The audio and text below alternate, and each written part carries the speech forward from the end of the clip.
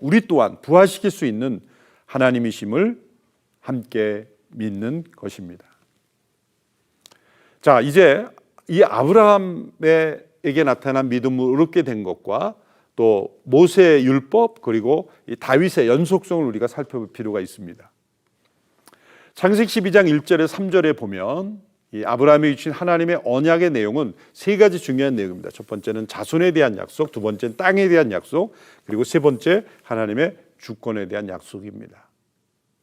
아브라함 시대에는 이 자손에 대한 약속만이 이루어졌습니다. 그런데 이제 아브라함의 후손 시대에 애굽의 이 요셉으로 인해서 내려가서 그 야곱의 12 아들들이 이 애굽 땅에 정착을 해서 그곳에서 번성을 하게 되죠.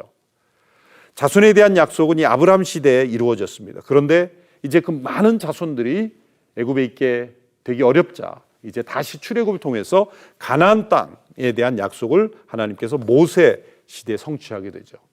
그래서 모세를 통해 출애굽하고 이제 여호수아, 모세 시대라고 하면 모세의 생존만이 아니라 여호수아와 그 이후의 시대를 다 일컫는 것이죠.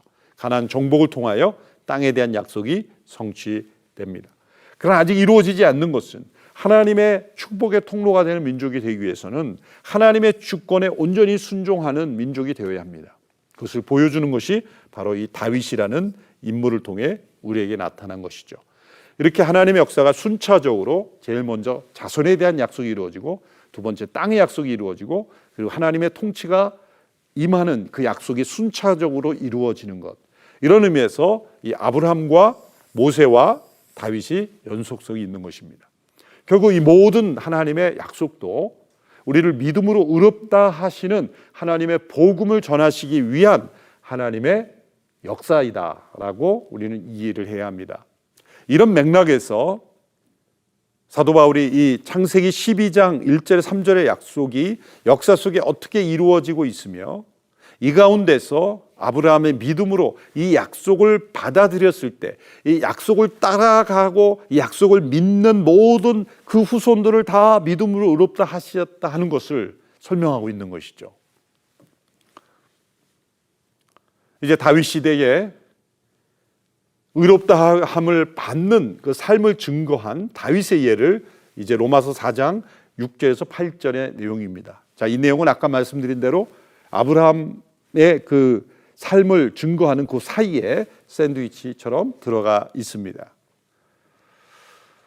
6절에서 8절의 내용입니다. 일한 것이 없이 하나님께 의로 여기심을 받는 사람의 복에 대하여 다윗이 말한 바, 불법이 사함을 받고 죄가 가리워짐을 받는 사람들은 복이 있고 주께서 그 죄를 인정하지 아니하실 사람은 복이 있다 함과 같으니라. 이것은 시편 32편에 나왔던 다윗의 시를 인용한 내용입니다. 좀 더 자세히 살펴보겠습니다.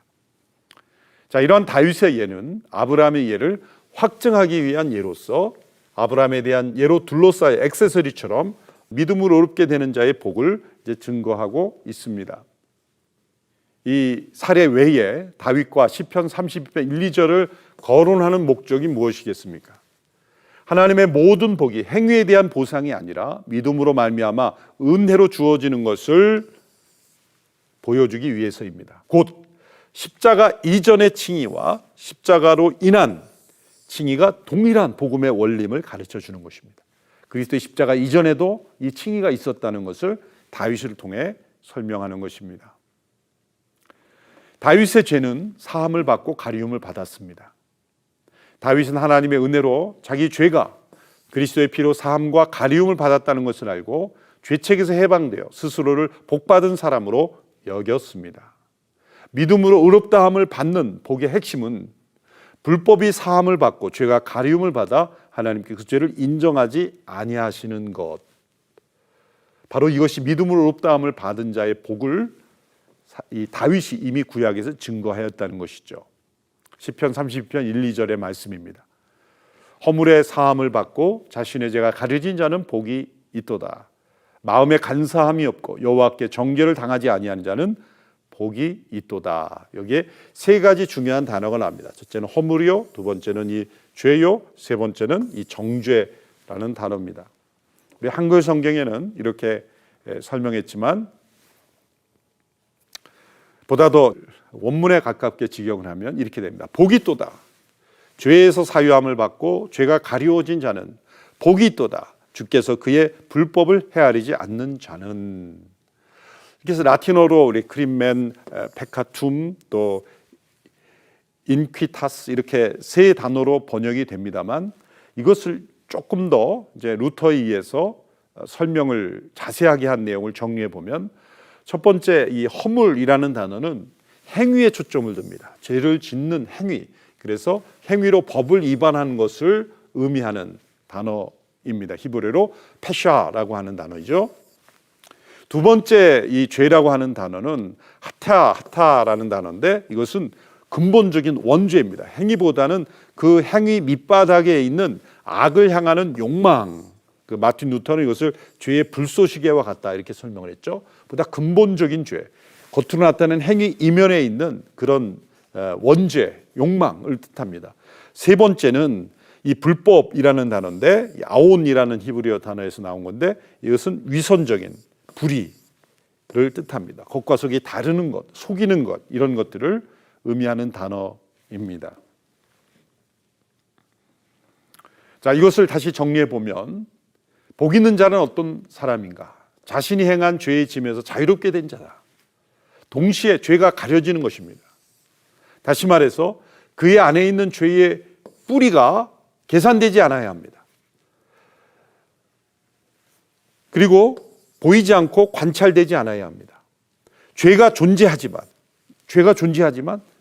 그 죄의 뿌리가 가려지고 드러나지 않고 하나님께서 그 죄를 마치 보지 않는 것처럼 덮어지는 상태, 이것을 가리켜 복 있는 자다.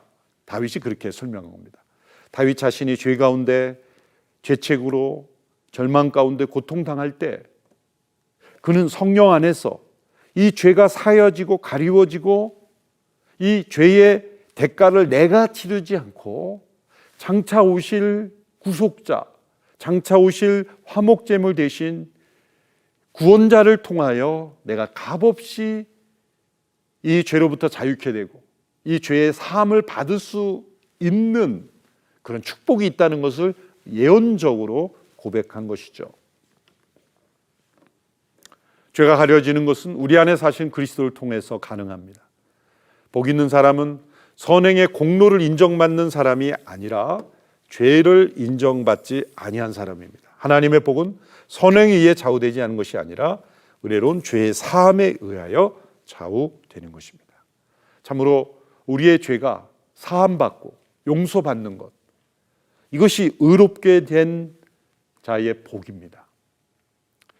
그래서 앞서 설명한 대로 우리를 값없이 의롭다 하신을 선언하시는 칭의로서의 구원, 또 우리를 하나님과 화목하게 하고 교제하게 하시는 그 구원, 그 사이에 예수 그리스도 안에 있는 구속이 있고, 이 다윗은 바로 그 죄가 가리워지고 죄가 용서받는 그 은혜를 경험한 것을 고백하였다는 것입니다. 그러므로 구약의 가장 중요한 인물인 이 아브라함과 다윗, 이 두 사람을 하나님께서 이미 믿음으로 의롭다 하셨고 믿음으로 그들의 죄를 용서하시고 장차 오실 구속자이신 예수 그리스도 안에서 그들을 의롭게 하시는 일들이 이미 일어나서 있었다는 것을 우리에게 설명하고 있습니다.